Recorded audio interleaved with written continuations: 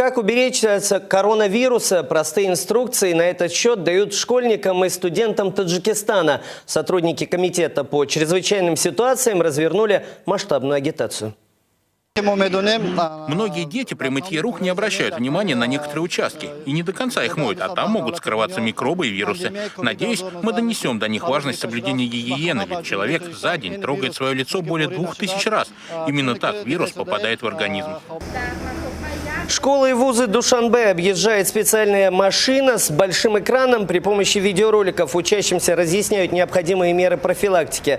Чаще мыть руки, обрабатывать их антисептиком, а также избегать мест массового скопления людей. Кроме того, школьникам и студентам раздают памятки. Помощь и поддержка. Посольство Таджикистана в России продолжает принимать звонки от своих граждан. На сегодня это несколько десятков обращений в день. В основном интересуются возобновлением полетов, оказанием медицинской и адресной помощи.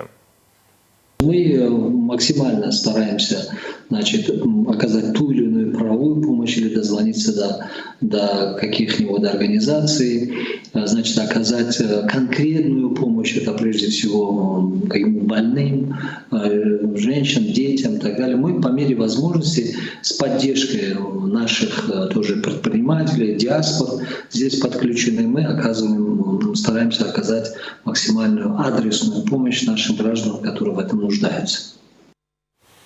Поступают звонки и от работодателей из разных регионов России. Они предлагают вакансии для трудовых мигрантов. В основном это сельскохозяйственные предприятия и компании по доставке.